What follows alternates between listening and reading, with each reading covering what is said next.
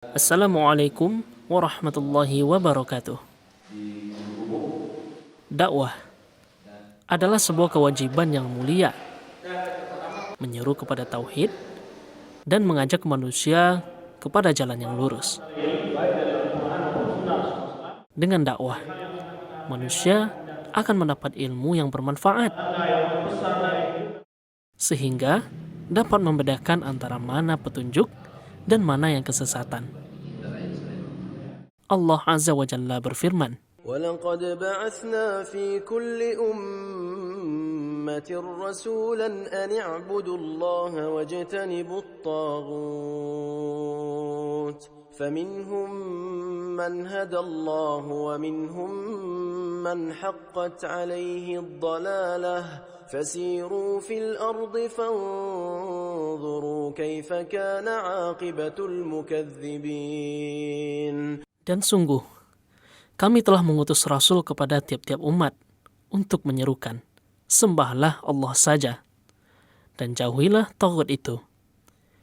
Maka, di antara umat itu, ada orang-orang yang diberi petunjuk oleh Allah, dan ada pula di antaranya orang-orang yang telah pasti kesesatan baginya. Inna ad-dina 'inda Allahil Islam.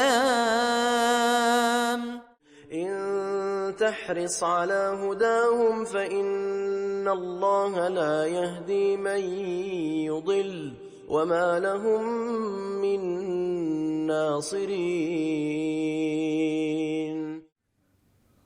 Sahabat Surau TV, kali ini dalam rangka menyebarkan dakwah Islam ke penjuru negeri, tim Surau TV bersama dengan para ustadz melakukan kegiatan pelatihan da'i di Islamic Center Syekh Saleh Ar-Rajihi, Seberut di Kabupaten Kepulauan Mentawai.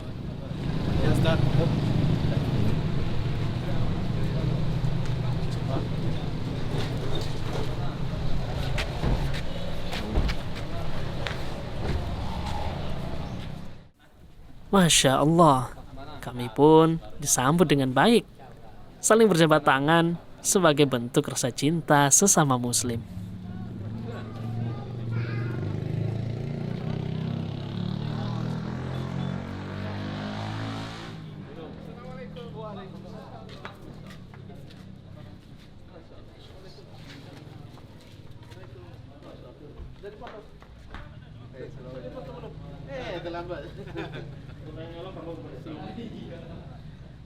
Assalamualaikum.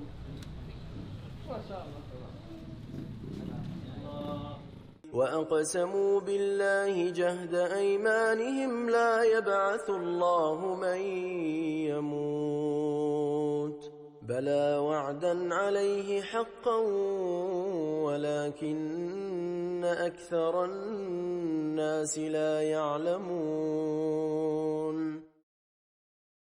Kami pun beristirahat di salah satu ruangan yang sudah disiapkan. Tak tanggung-tanggung, berbagai macam makanan pun sudah tersedia di hadapan kami.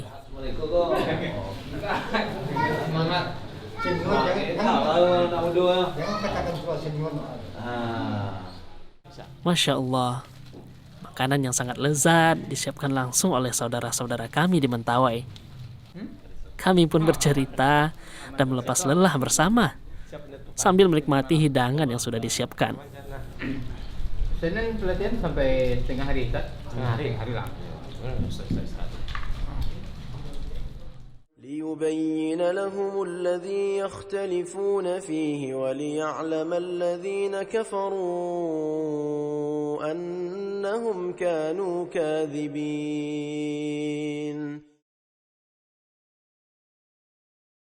Pertama, mari kita senantiasa menghadirkan niat di dalam hati kita bahwa ketika kita mengikuti kegiatan seperti ini, hendaklah yang pertama kali yang kita perbaiki niat. Yang kita perbaiki adalah niat kita, karena yang kita kerjakan sesuatu yang mulia. Belajar ilmu adalah kewajiban, dan mesti kita kawal dengan niat. Hadis innamal a'malu binniyat, tentu para duat, para asatiz tidak asing lagi. tapi mari kita tajdid, senantiasa hadirkan di dalam kegiatan kita sebagai talabul ilm, menuntut ilmu ini. Di antara tanda kita mencoba untuk meluruskan niat kita bahwa kita belajar, kita tafaqquh dalam agama ini dalam rangka raf'ul jahal, menghilangkan ketidaktahuan kita, menghilangkan kebodohan kita di dalam agama Allah tabaraka wa taala, di mana kalau kita meniatkan diri kita untuk itu, insyaallah salah satu tanda kita meluruskan niat kita. Kemudian adalah setelah kita mendapatkan ilmu untuk kita sebarkan, kita ajarkan, dan kita berikan zakat ilmunya dengan mengajarkan kepada kaum muslimin. Yang kedua yang ingin diingatkan untuk diri kami dan kita semua para asatidzah, bahwa ada satu bab di dalam Sahih Al-Bukhari yang ditulis oleh beliau. Di dalam babnya adalah babul ilmi qabla al-qawli wal amal. Ini penting untuk kita semuanya. Ketika kita para guru, para asatidzah turun di dalam dakwah ini, menyebarkan agama Allah ini, maka kita harus berbekal ilmu. Kegiatan ini dihadirkan untuk itu, agar kita terbebas dari mengucapkan, menyampaikan sesuatu sebelum kita berbekal. Saya ingin mengajak kita berbagi bahagia. Berbagi bahagia. Ada beberapa arah mengatakan faqidus syai'i la yu'ti. Orang yang tak punya sesuatu tak bisa memberi. Orang yang tak bahagia tak mungkin berbagi bahagia. Orang tak punya duit tak mungkin berbagi duit. Orang tak punya ilmu tak bisa berbagi ilmu, dan seterusnya. Makanya, dan bahkan orang yang memiliki tetapi tidak siap berbagi juga tidak akan memberikan sesuatu. Seorang penyair mengatakan, man lam yasbir ala malihi bil bazli lam yasbir ala nafsihi bil qatli. Siapa yang tak sanggup mengorbankan hartanya, jangan harap dia bisa mengorbankan jiwanya. Karena siapa yang pengecut mesti penakut. Siapa yang kedekut mesti, siapa yang kedekut, tahu kedekut? Oh, enggak tahu, bilanglah. Biar aku kasih tahu dulu antum. Antum enggak tahu bilang, diam-diam aja. Kedekut itu pelit. Siapa yang pelit tak mungkin, pasti pengecut. Pengecut tak tahu juga. Ini ada yang pura-pura gak tahu nanti habis sudah jawab. Orang yang kedekut mesti pengecut. Makanya Nabi SAW dalam doanya, Allahumma inni a'udzubika minal jubni wal bukhl. Minta perlindungan dari pengecut dan bakhil. Bakhil mesti pengecut, pengecut mesti bakhil. Itu sudah teruji itu. Siapapun yang penakut atau pengecut mesti bakhil. Siapa bakhil mesti pengecut. إنما قولنا لشيء إذا أردناه أن نقول له كن فيكون.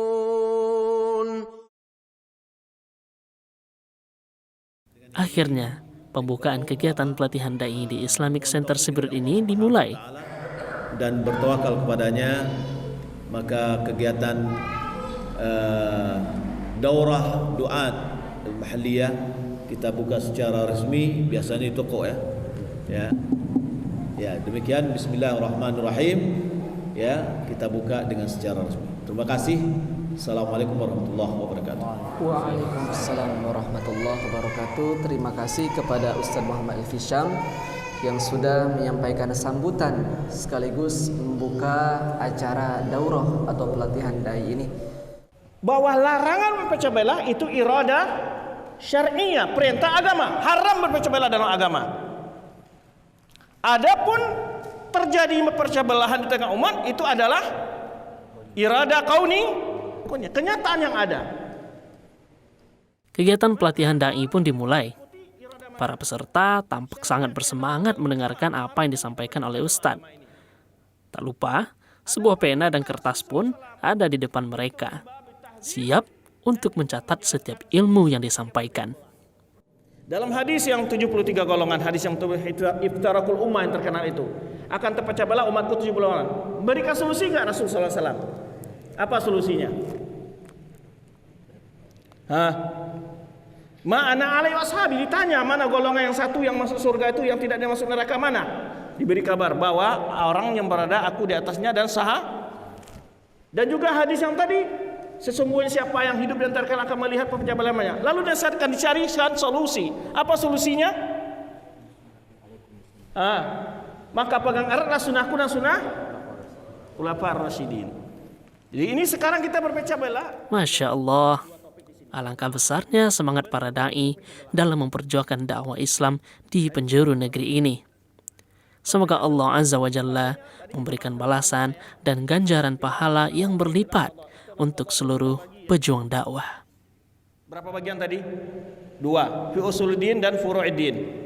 Ya, furu'uddin juga 2. Al-furu' ini ada yang memang ikhtilafiyah, mustanad da'ilah yang berdasarkan kepada dalil, ada istihadiyah, kias. Nah, kemudian ikhtilaf, ada yang mazmum, ada yang mamduh, gairu mazmum. Perpecah belahan yang tidak mazmum, yang tidak dicela apa? Pertama, perpecah belahan tanawu. Yang kedua apa? Perbedaan pendapat dalam masalah furu'. Iya. Dan furu'iyah ini menjadi mazmum bila diiringi dengan rasa ta'assub. Nah, itu mazmumnya. Yang mazmum apa? Ikhtilaf fi furu'uddin. Yang kedua ada ikhtilaf fi usuluddin. Yang mazmum yang dicela itu adalah berpecah belah dalam usul agama, pokok-pokok agama yang sudah finish, yang sudah apa istilahnya itu, paten, ya. Itu tidak boleh. Dan juga tidak boleh dalam masalah furu'iyah bila dilakukan dengan cara ta'assub, fanatik buta, tanpa toleran. Ini enggak boleh. Ini yang mazmum. Kalau yang tidak mazmum apa tadi? Pertama ikhtilaf tanawu, ikhtilaf variatif. Yang kedua ikhtilaf fil furu' selama ta'assub. Kalau kita buka buku-buku ulama, perbedaan mereka banyak sekali. Betul enggak? Tapi mereka berpecah belah enggak? Tadi kita contohkan Imam Ahmad dengan gurunya Syafi'i dengan gurunya Malik. Berpecah belah enggak mereka? Tidak. Kenapa? Karena mereka hanya membahas secara ilmiah. Dalam tatbiknya Imam Malik salat di belakang Imam Syafi'i salat di belakang gurunya. Sebaliknya Ahmad juga salat di belakang gurunya Syafi'i. Nah, jadi dalam praktek ilminya para ulama kita pasti mengungkapkan dalil-dalil mana yang rajih. Dalam praktek amaliyah mereka sangat toleran. Nah, begitu pula dalam salat rakaat tarawih tadi umpamanya. Kalau orang salat rakaatnya 20, kita ingin 8. Harus buat masjid baru? Enggak mesti. Cuma salat aja 8 rakaat, witir di rumah. Kan enggak masalah. Atau kita ingin salat 20, orang ingin salatnya 8 rakaat. Salat 8 rakaat tambah di rumah. Salah enggak? Boleh enggak salat tarawih di rumah? Rasul salat tarawih enggak di rumah? Hah? Pernah. Bahkan hanya 3 malam beliau yang salat tarawih di masjid. Jadi yang diberikan kepada umat itu adalah kecerdasan dalam menyikapi perbedaan. Nah, ini sekarang yang butuh umat. Memberikan kecerdasan dalam menyikapi perbedaan. Karena perbedaan ini tidak akan mungkin disamakan. Selama orang belajar menuntut ilmu akan berbeda kekuatan, kecerdasan, ilmunya akan berbeda. Cuman yang perlu diajari umatnya apa? Menyikapi perbedaan. Inna ad-dina 'inda عند الله الإسلام